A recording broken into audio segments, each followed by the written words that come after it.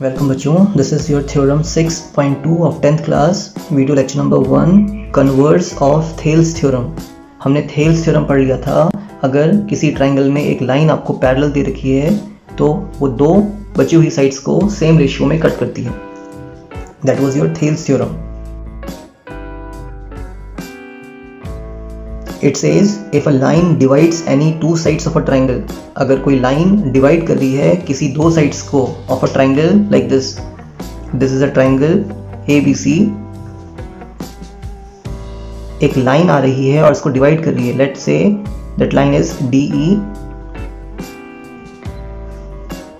A line divides any two sides of a triangle AB and AC are the two sides of triangle divided by DE in the same ratio।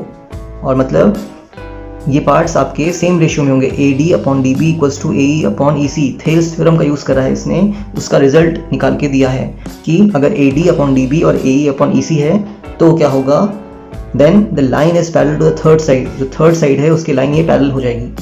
तो देखते हैं given क्या लिखेंगे हम इसमें। Given triangle ABC in which DE is a line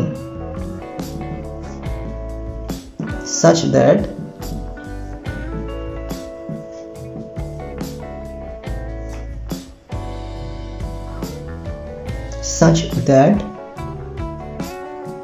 AD upon DB is equal to AE upon EC। Given ABC is a triangle in which DE is a line, इस तरीके से लाइन है कि AD upon DB is equal to AE upon EC। What we have to prove? To prove DE is parallel to BC, then the line is parallel to the third side। तो ये line होगी आपकी वो third side के parallel है, ये हमें proof करना है। तो इस थ्योरम का थोड़ा सा प्रूफ अटपटा सा है, हमें कॉन्ट्राडिक्टरी मेथड यूज़ करना है। हम ये अज्यूम करेंगे कि जो हमें प्रूफ करना है वो ट्रू नहीं है। हमें प्रूफ क्या करना है, DE is parallel to BC। So हम अज्यूम करेंगे, let us assume that DE is not parallel to BC। जो DE है वो BC के पैरेलल नहीं है, हमने ये अज्यूम कर लेना है। So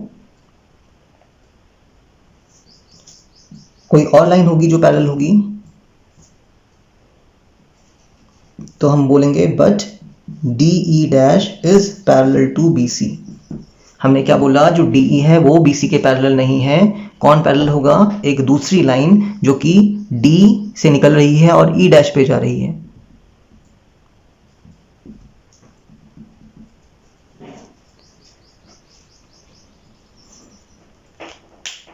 okay, again DE parallel to BC we have to prove, but again हमने क्या बोल लिया कि DE is not parallel to BC but there is another line DE dash which is parallel to BC। So by BPT क्या हो जाएगा, AD upon DB is equal to AE dash upon E dash C, because DE dash is parallel, DE dash is parallel to BC, so AE dash upon E dash C। इसको हम first equation बोल रहे हैं। But given में क्या था हमें, but given that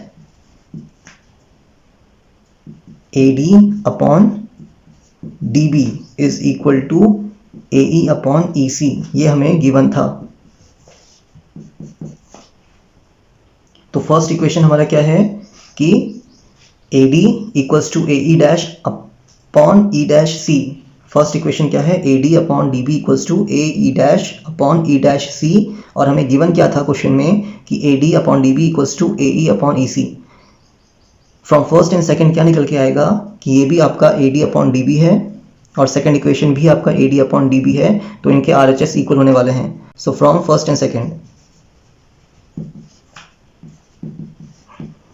from first and second जो आपका AE अपॉन EC होगा, AE upon EC that is equal to AE dash upon E dash C. Now we will use this result to prove further. ये clear है कि हमने DE dash एक parallel line बोली जो कि BC के पैरेलल था, फिर हमने इस पे अपना BPT अप्लाई किया है AD upon DB equals to AE dash upon E dash C. But given क्या था हमें? Second equation.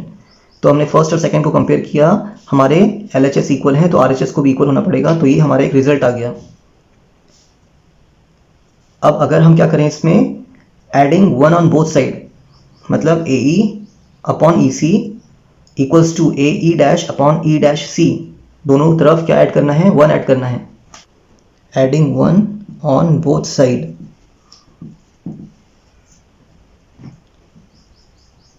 तो क्या निकल के आएगा? AE अपॉन EC पे भी 1 ऐड करना है equals to AE dash upon E dash C पे भी 1 ऐड करना है. You have to add 1.